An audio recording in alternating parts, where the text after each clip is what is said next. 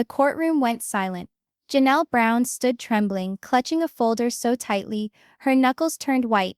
Inside it, evidence that could destroy everything Kody Brown built and expose a $14 million secret no one saw coming. Before we dive in, tell me this: do you believe Janelle was right to finally expose the truth? Or should family loyalty have come first? Comment your thoughts below, because this story changes everything. The morning sun over Flagstaff glowed faintly, gold as Janelle walked toward the courthouse. She wasn't the same calm, smiling woman viewers remembered from Sister Wives. Her expression was steeled now, her steps deliberate. After years of silence and compromise, she was about to do something unthinkable: testify against Kody Brown. The air felt heavy inside the courtroom. Cameras weren't allowed, but that didn't stop reporters from lining the steps outside. For years, the Brown family had been reality TV's open book, but today, this wasn't scripted. This was real. Kody sat at the defense table, his jaw clenched tight, his hands folded so hard they almost shook. Robyn sat a few feet behind him, pale and nervous, her eyes darting from the judge to the stack of documents on Janelle's table. Christine and Meri were nowhere to be seen. Both had chosen to stay silent this time. "Mrs. Brown," the judge said firmly, leaning forward. "You may begin." Janelle rose, her voice trembling at first. "Your Honor, I didn't want to be here, but what I discovered was too big to ignore." She opened the folder, a single photo slipped out and fluttered onto the floor. Kody's eyes followed it, and for a brief moment, he looked terrified. The courtroom whispered. The tension was unbearable. Inside that folder was proof: bank transfers, forged signatures, and property records connected to the family's Coyote Pass land. "This isn't just about money," Janelle continued. "It's about betrayal, about lies that went on for years, while the rest of us were struggling to pay bills." And just when everyone thought Janelle's story couldn't get darker, she dropped a name no one expected. The judge frowned. "Who authorized these transfers?" Janelle hesitated, then turned her gaze directly at Kody. "He did," she said softly. But he wasn't alone. A gasp rippled through the courtroom. Robyn froze, her hand covering her mouth. The attorneys rushed forward, waving papers, arguing about admissibility and evidence chains. But the judge motioned for silence. Kody tried to stand, his face red with anger. "This is insane. She's twisting everything." "Mr. Brown," the judge interrupted sharply. "You'll have your chance to respond." The camera of the mind zooms in. The once proud polygamist leader now cornered, his empire of trust crumbling in front of strangers. The man who once managed 4 marriages now couldn't control a single courtroom moment. Janelle looked down at her notes. "For years we believed we were building something together. That Coyote Pass was our dream, our legacy. But when I checked the tax filings and property shares, I realized my name wasn't on anything anymore. Neither was Christine's, not even Meri's. Only Kody and Robyn." The judge raised an eyebrow. "Are you saying funds meant for shared family assets were misused?" Janelle nodded slowly. "Yes. Millions moved through LLCs we never knew existed. $14 million in total." And in that single sentence, the room changed. Even Kody's lawyer stopped pretending this was just another family feud. Outside the courtroom, word spread fast. Reporters scrambled, headlines forming before the hearing even ended. "Sister wife exposes $14 million fraud. Kody Brown faces financial scandal." Inside, Janelle's hands were trembling, but her voice grew stronger. "This wasn't about greed. This was about control. Every time one of us questioned him, he said, 'Trust me, it's all for the family.' But now I see it was never about the family. It was about him." Kody stared straight ahead, avoiding her eyes. Robyn leaned toward him, whispering, but he didn't respond. The judge took notes, his expression unreadable. Then came the moment that turned the case upside down. Janelle handed over a USB drive. "This contains bank statements and communications between the LLC's accountant and Robyn Brown," she said quietly. "They show exactly where the money went." The judge blinked, clearly surprised. "Mrs. Brown, are you implying Mrs. Robyn Brown was aware of these transactions?" Janelle's voice broke slightly. "She wasn't just aware. She helped move the money." Gasps filled the room again. Robyn shook her head in disbelief, whispering, "Yo, that's not true. That's not true." Kody slammed his fist on the table, standing abruptly. "You don't know what you're talking about, Janelle." The more Kody shouted, the more everyone could see. Something inside him was cracking. The court adjourned for recess, but the storm wasn't over. Outside, Janelle stood on the courthouse steps, surrounded by flashing cameras and questions shouted over each other. "Janelle, are you suing Kody? Is this about Coyote Pass? Did TLC know about the money?" She took a breath and said only one thing. "I'm doing what I should have done years ago. Telling the truth." The camera fades slowly, her hair blowing in the Arizona wind, her eyes determined. Kody watches from the courthouse window above, realizing that the woman he once called his calm partner had just become his greatest threat. And as he turned away, one question burned through his mind. How much did Janelle really know? And what would she reveal next? Because if Janelle had proof of $14 million fraud, what else could she be hiding? The courtroom was quieter now. But it wasn't peace, it was tension. Heavy, suffocating tension that seemed to sit on everyone's chest. When the judge returned from recess, even the sound of his gavel striking the block felt like thunder.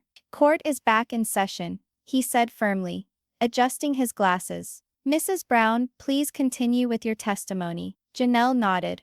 Her hands were steady now. She had crossed the point of no return. For years she had played the role of peacemaker, the voice of reason in a fractured family. But today she was something else entirely. A truth teller with nothing left to lose. Across the room, Kody looked hollow. His bravado had faded. He kept whispering to his attorney, shaking his head, eyes darting toward Robyn, who sat motionless, her fingers twisting a tissue into shreds. Janelle's lawyer stepped forward.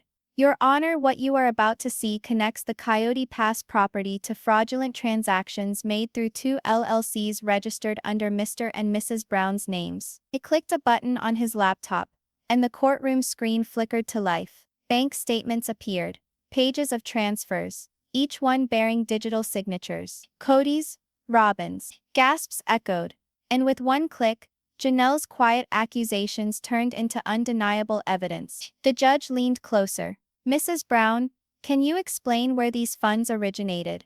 Janelle cleared her throat. "These were family funds, profits from appearances, brand deals, even the book sales. We all contributed.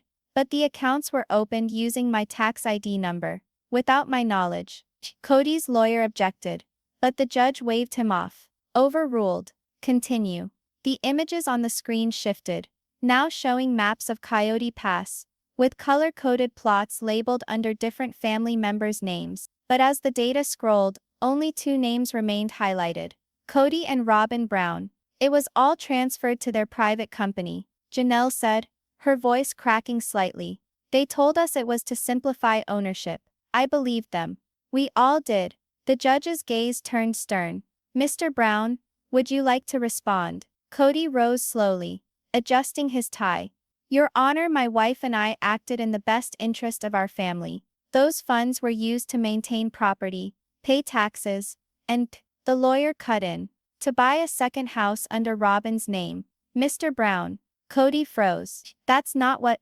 The lawyer pressed a button. A real estate document appeared, time-stamped and signed. The address: a luxury home across town, purchased just 6 months after the LLC was formed. Robyn's eyes filled with tears. "Kody, tell them. It wasn't like that." Kody tried to speak, but his words stumbled. "It was meant for everyone. We planned." But the judge wasn't convinced. "Mr. Brown, the court will decide that. Please sit." For the first time in years, Kody Brown had no control, and everyone could feel it. The next witness shocked everyone. A former accountant who had worked briefly with the Brown family. Nervous, adjusting his tie, he confirmed Janelle's claims. "Yes, I was hired to manage the family accounts, but when I questioned certain transactions, I was dismissed." Mr. Brown said, and I quote, "Don't worry about the paperwork. It's all family." Janelle lowered her head, tears slipping down her cheeks. She wasn't proud of what she was doing, but she knew it had to be done. Then came the twist no one expected. The judge requested to see a specific folder on the USB Janelle had provided. It was labeled simply, Emails Robyn. Inside were messages between Robyn and a financial consultant, discussing how to safeguard family assets and transfer liquid capital before Christine or Janelle request audits. The courtroom murmured louder than ever. Robyn's face drained of color. "Robyn Brown," the judge said gravely, "do you deny sending these emails?" Her voice trembled. I don't remember. Kody handled most of that. But Janelle spoke up, calm, unwavering. "Your Honor, she remembers. Because she called me the same day those emails were sent, asking if I'd heard anything about the bank questioning our transfers." A long silence followed. Robyn looked at Kody, pleading silently for him to say something. But Kody's eyes were cold now, calculating, almost distant. In that moment, even Robyn realized Kody would let anyone burn if it meant saving himself. The judge cleared his throat. "We'll recess for 10 minutes. Counsel, approach." As the lawyers gathered, Kody and Robyn stood apart. Their whispers were sharp, tense, and broken by quiet sobs. Janelle stepped outside, breathing in the crisp Arizona air. The courthouse fountain trickled softly nearby, a strange calm against the chaos inside. Reporters swarmed, shouting questions, flashes blinding her eyes. She ignored them, staring at the sky instead. For years she had carried the weight of loyalty. Loyalty to a man who had used faith and family to control everyone around him. Now that loyalty was gone, all that remained was truth. Inside, the judge reviewed documents quietly. When the session resumed, his tone was heavier. "Mrs. Brown," he began, "the evidence you've provided raises serious concerns. The court will be requesting a full financial audit of the Brown family holdings and affiliated LLCs." Kody paled. Robyn covered her face, sobbing quietly.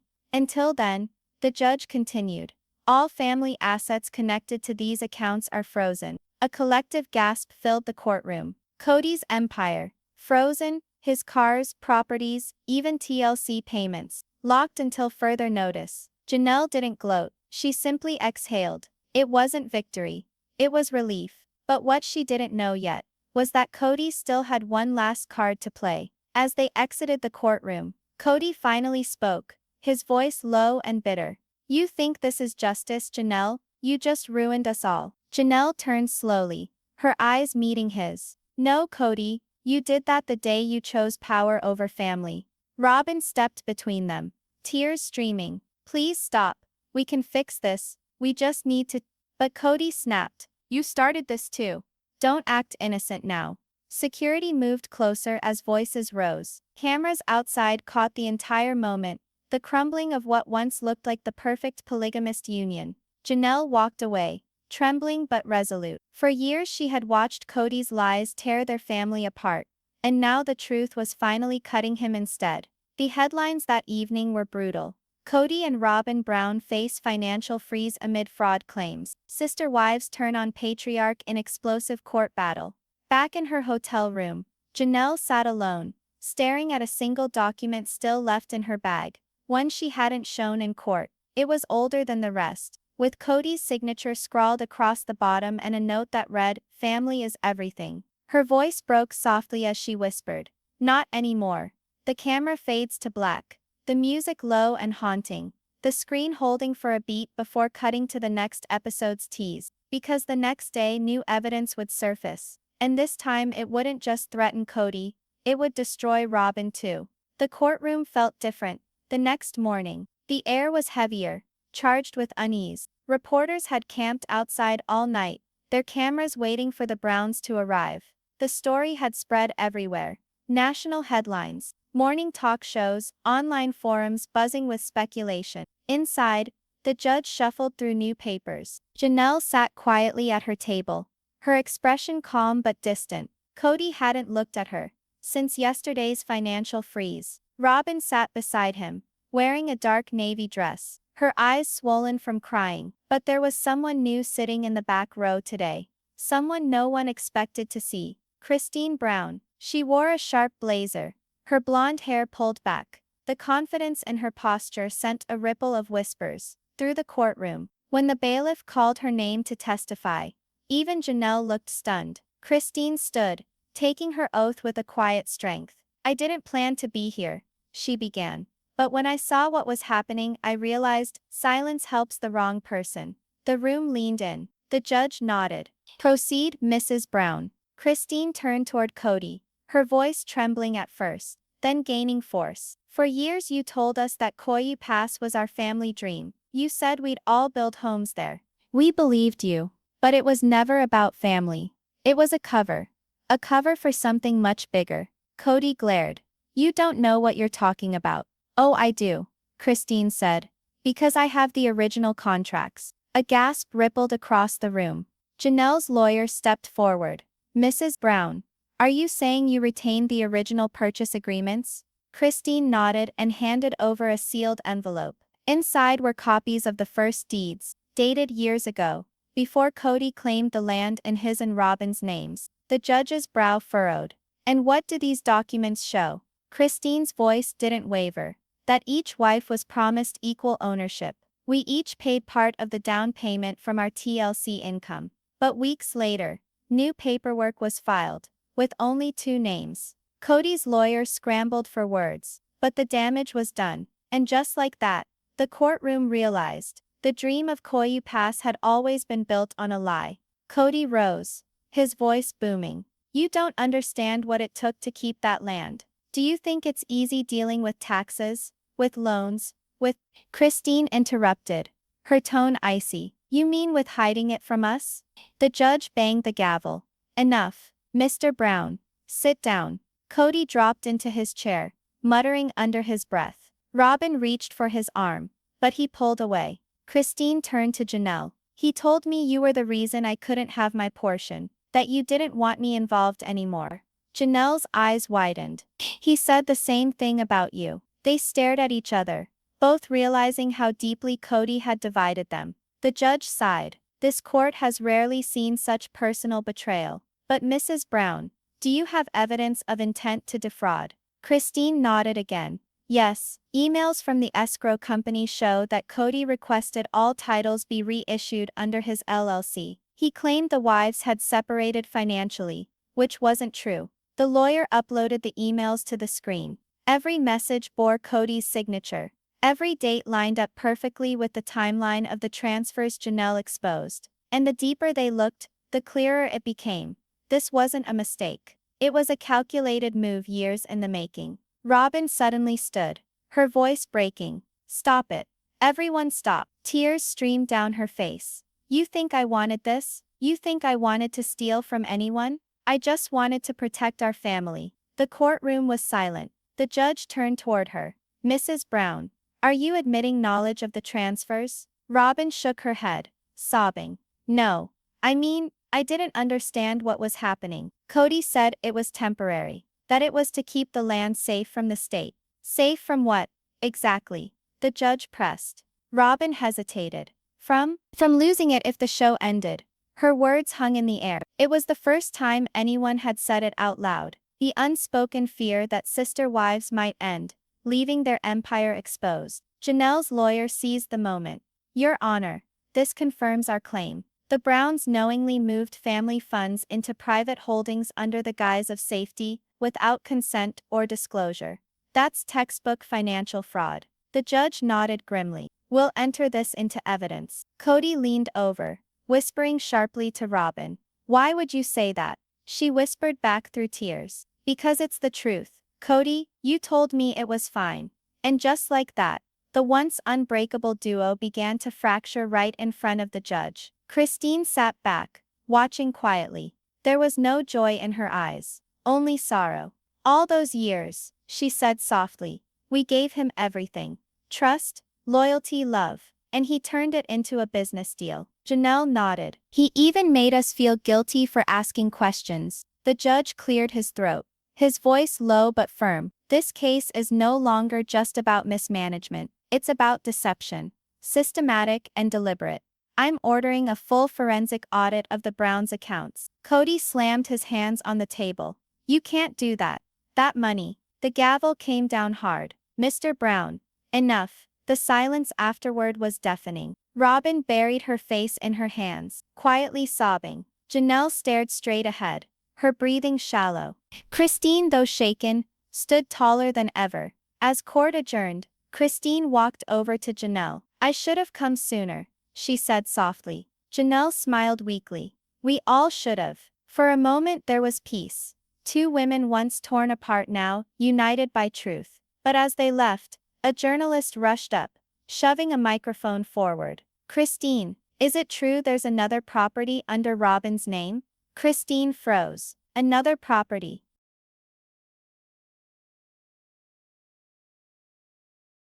The reporter nodded. Records show a hidden parcel outside Sedona, purchased 2 years ago under an alias linked to Robyn's business filings. Janelle's heart dropped. Robyn looked stunned, whispering, "That's not possible." The camera flashes intensified. The crowd buzzed louder. Back inside, the judge received the same report moments later, a sealed document confirming the journalist's claim. When the hearing resumed after lunch, the judge's tone was cold. Mrs. Robyn Brown, can you explain the purchase of a secondary property under the name R.L. White's? Robyn's eyes widened. What? No, that wasn't me. But Janelle spoke up, her voice calm but sharp. It was. I saw the wire transfer. You called me the day it cleared. You said you were handling family business. Kody looked horrified. You bought land without telling me? Robyn stammered. I thought you knew. You told me to use the extra funds before the bank froze them. The judge raised a hand. That's enough. This will all be verified. But from where I stand, this family has woven a web of deceit so tangled it may take months to untangle. And for the first time, it wasn't Kody under fire. It was Robyn. Janelle closed her folder quietly, her eyes glistening. Christine reached over, squeezing her hand. We're almost there, she whispered. Outside, as the sun set behind the mountains, Kody stormed past the reporters without a word. Robyn followed behind, silent, trembling. Janelle and Christine stood side by side, watching them go. For years Kody had been the center, the leader, the voice, the one everyone defended. But now, as he disappeared into the crowd, he looked small, powerless. Janelle turned to Christine. Do you think this ends here? Christine shook her head. No, this is just the beginning. Because what comes next will tear apart what's left of the Brown family, and reveal the one person who's been pulling the strings all along. The courtroom that morning felt heavier than ever. The cameras, the whispers, the glint of fluorescent lights, all of it was building to one thing. The Sedona property revelation. Kody Brown sat rigidly at the defense table, his hands clenched, eyes darting toward Robyn like he was seeing her for the first time. Janelle, on the other side, was calm. Too calm. Her lawyer, a fierce woman in her 50s named Meri Grayson, had a knowing smile. Something big was coming. When the judge entered, everyone rose. As the room settled, Meri stood. Your Honor, she began. We've uncovered new evidence tied directly to the Coyote Pass accounts and a hidden real estate transaction in Sedona involving Mr. and Mrs. Brown. That sentence alone made the entire courtroom buzz. Even Robyn's lips parted slightly. Meri continued, pulling out a stack of documents. In 2022, while claiming the family could not afford to develop Coyote Pass, a second property was purchased in Sedona, valued at $1.6 million. The buyer listed, Brown Holdings LLC, managed by Robyn Sullivan Brown. The air went out of the room. Kody's face turned the color of old parchment. Janelle's attorney pressed on, explaining that the Sedona property wasn't just an investment. It had been quietly flipped 6 months later, pocketing nearly $600,000 in profit. The money, never reported to the family LLC, never shared with the wives. And then came the dagger. We believe this property was funded with capital withdrawn from the Coyote Pass fund, the same fund Kody and Robyn swore was untouched. Kody shifted, his jaw trembling. Robyn's eyes filled with tears, but this time they didn't look like guiltless tears. They looked like fear. The judge adjusted her glasses. Are you suggesting, Miss Grayson, that these funds were moved without authorization? Meri nodded. Yes, Your Honor. And we have banking records to prove it. When the courtroom saw the bank statements, even Kody looked like he wanted to disappear. Meri displayed a screen, showing a line of transactions. The amounts were large, repetitive, and every few weeks, transfers landed in Robyn's name. each one labeled with coded notes: CP assets, LLC transfer, Coyote offset. Kody leaned toward Robyn, whispering something furiously, his face pale. Robyn tried to keep her composure, but her hands trembled. That's when the courtroom doors opened again. Kody Brown entered, escorted by a producer from TLC. The audience gasped. The network had kept her presence secret until now. Kody looked radiant, but her expression was serious. She walked straight to the witness stand, her presence alone enough to electrify the tension. "Miss Brown," Meri said gently, "you were part of the original Coyote Pass agreement. Can you tell the court what you know about the Sedona property?" Kody exhaled slowly. "I didn't know much until I left the family. After I sold my part of Coyote Pass back to Kody and Robyn, I heard from an old TLC accountant that they had shifted funds around. I thought it was gossip, but when I saw the paperwork Janelle's lawyer showed me, I realized it was real. Kody used family money to buy Sedona, while pretending we were broke." Her voice cracked, and the courtroom fell silent. "Why do you think he did that?" Meri asked. Kody's reply was cold, deliberate. "Control. He wanted the rest of us to feel desperate, like we needed him. But Robyn was always the exception. He built her a life, while the rest of us waited for dirt to turn into dreams." Kody's words hit harder than any legal argument, the emotional truth everyone already suspected. Robyn began to cry quietly, her mascara running. "That's not fair, Kody," she whispered, shaking her head. "You don't understand what Kody was going through." The judge raised an eyebrow. "Mrs. Brown, you will have your chance to testify. For now, remain seated." But Kody couldn't hold back anymore. He stood, his voice booming. "This is insane. That Sedona property was an investment. Everyone knew about it, including TLC." The judge's gavel hit the wood sharply. "Mr. Brown, one more outburst, and I'll hold you in contempt." The tension was suffocating. Then, just when it seemed the storm had peaked, Meri dropped one last surprise. "Your Honor, the court should know. A representative from TLC has arrived with additional evidence." Every head turned as a tall gray-suited man walked forward. The court clerk swore him in. "Please state your name for the record."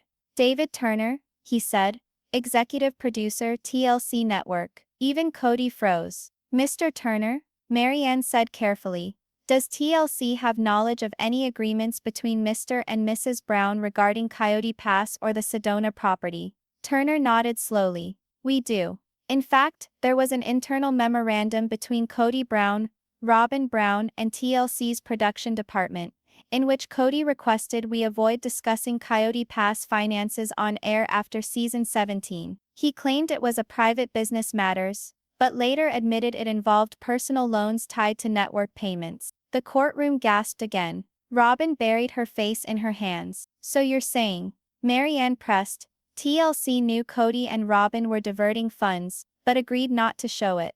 "Yes," Turner said, "for confidentiality.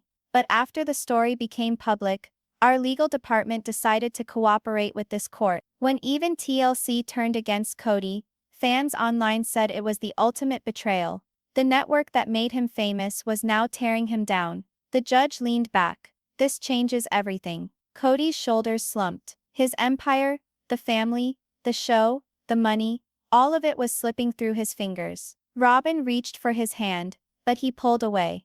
That moment was caught by every camera. The once inseparable pair, divided by the weight of their own secrets. As the hearing wrapped for the day, reporters crowded outside, shouting questions. Kody hugged Janelle, whispering, "We're almost there. He can't hide it anymore." Robyn walked out last, surrounded by silence. Her tears streaked across her face as she whispered to no one in particular. They were never supposed to find out about Sedona. Inside the courtroom, the judge ordered all evidence sealed until the next hearing, but the damage was done. The story was already leaking online. TLC insiders were posting cryptic tweets. Fans flooded Reddit and YouTube with theories, and the one name trending everywhere: Robyn Brown. Because for the first time since Sister Wives began, it wasn't Kody at the center of the firestorm. It was her. The next morning, the judge announced that one final witness, a surprise name from TLC's financial department, would take the stand. and their testimony, she warned, will determine whether Kody Brown walks free or loses everything. The final day of testimony began under an overcast sky. Cameras crowded the courthouse steps, journalists jostled for sound bites, and hashtags like #Kody Brown trial, #Coyote Pass collapse, and #Sister Wives Court trended nationwide. TLC had turned silent, no statements, no press releases, as if waiting for the storm to pass. But inside the courtroom, the storm was just beginning. Kody Brown entered first, looking worn and hollow. His famous hair, once a symbol of his confidence, was slicked back messily. Robyn followed behind him, clutching a folder of documents like a lifeline. Janelle sat poised with her attorney, her gaze sharp but calm. Christine was there too. In the audience, her face unreadable. The judge took her seat. This court will now hear testimony from the financial officer for Discovery Networks, parent company of TLC. Please call your witness. The doors opened. A woman in a navy suit stepped in, mid-40s, confident, her eyes steady. "My name is Rebecca Lowell," she said. "I'm the senior financial compliance officer for Discovery Networks." Kody's jaw tightened. He recognized her. She'd been at the season 17 contract signing, smiling across the table, while Kody boasted about his family unity. Janelle's lawyer, Meri approached the podium. "Miss Lowell, were you involved in reviewing financial disclosures related to the show Sister Wives and the Brown family's Coyote Pass project?" "Yes," Rebecca said clearly. "Our team conducted a routine audit last year. What we found raised immediate red flags." She placed a file on the stand and opened it, revealing printouts of financial statements, screenshots of emails, and correspondence between Kody and TLC's production office. "Can you summarize what those red flags were?" Rebecca nodded.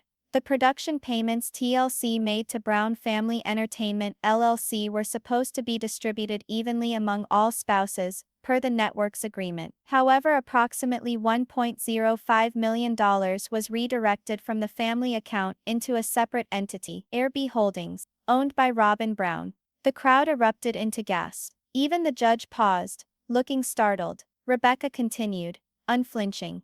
"This money was earmarked for Coyote Pass development, but instead it was used to pay for private renovations on a Sedona property, and later to cover Kody Brown's personal debts. That's financial misrepresentation under federal contract law." It wasn't just a family feud anymore. It had become a federal-level scandal. Meri let the silence hang for a beat before she asked, "Did Mr. Brown or Mrs. Brown disclose any of this to TLC?" "No," Rebecca said firmly. "They insisted Coyote Pass was on hold due to construction delays. In reality, they had already liquidated part of the family fund." Kody's face turned red. "That's not fraud. That's business management," he barked, slamming his palm against the table. The judge's gavel cracked sharply. "Mr. Brown, you will remain silent or be removed from this courtroom." Kody sat down, shaking his head, muttering, "You don't understand. It was our money." Rebecca looked at him steadily. "Mr. Brown, the contracts you signed state that all income from Sister Wives was community property, meaning every wife had equal ownership rights. You broke that agreement." Robyn's eyes filled with tears. "We didn't mean for this to happen," she whispered. "It got out of control." The judge leaned forward. "Mrs. Brown, are you admitting to financial misconduct?" Robyn hesitated, her lip trembling. "I didn't know the transfers were illegal." Kody said it was to protect the family. Kody's head snapped toward her. "Don't put this on me," he hissed. It was the first time viewers had ever seen them turn on each other in public. The courtroom buzzed like a hive. Rebecca calmly handed another document to the judge. "Your Honor, this is the audit report summary, including the evidence of falsified signatures, and the memo instructing TLC editors to avoid mentioning Coyote Pass finances on air." The judge reviewed the papers for several minutes, then sighed heavily. "I've seen enough." And just like that, years of secrecy, lies, and manipulation came crashing down in one sentence. The judge turned to Kody and Robyn. "This court finds sufficient evidence of willful misrepresentation and misappropriation of shared assets. The matter will be referred to the state's Financial Crimes Division. In the meantime, I am freezing all accounts associated with Brown Family Entertainment and Coyote Pass Holdings." The courtroom gasped again. Kody stood up, his voice breaking. You can't do that. That's everything I've worked for. That's my life. The judge's tone softened slightly, but not with sympathy, with finality. Mr. Brown, your actions have consequences. You manipulated not only your family but your business partners, your audience, and your network. She paused, then delivered the blow. You are hereby banned from managing or profiting from any TLC or Discovery affiliated productions pending further investigation. For the first time, Kody was speechless. His empire, the show, the fame, the money, gone in an instant. Outside, the media went wild. Headlines blared. Kody Brown finished. TLC cuts ties as fraud evidence confirmed. Janelle and Christine vindicated in shocking court verdict. Inside, Christine covered her mouth, whispering to Janelle, "It's over. He's finally done." Robyn tried to approach Kody, but he stepped back. "You were supposed to stand by me," he said quietly. "You told me we'd be untouchable." She sobbed. "I didn't know this would destroy us, Kody." He didn't respond. The guards escorted him out, as reporters shouted questions. Cameras flashed, capturing his defeated silhouette. The man who once had 4 wives, a TV show and an empire, now walking out of court, as just another fallen reality star. It wasn't just the end of Kody's reign, it was the collapse of an entire illusion. That night, TLC aired a brief statement. "We are aware of the ongoing legal proceedings involving Kody and Robyn Brown. Sister Wives production is suspended indefinitely." Fans flooded social media. Some celebrated Janelle and Christine's victory. Others mourned the end of an era. But the consensus was clear. The truth had finally come out. A week later, Christine posted a single line on Instagram. "Sometimes justice comes quietly, sometimes it roars." It went viral overnight. Meanwhile, Janelle returned to her quiet life in Flagstaff, focusing on her business and family. Christine's smile in recent interviews looked lighter, freer. And Robyn, she vanished from public view, her once lavish social media presence gone. As for Kody, the man who built an empire on control and charisma, he now faced investigation, lawsuits, and a life stripped of everything that once made him untouchable. In the end, the judge's words echoed what everyone already knew deep down. You can build an empire on secrets, but you can't hide from the truth forever. And that's how it ended. The rise and total collapse of Kody Brown's empire, witnessed by millions, written in court transcripts, and etched in reality TV history forever.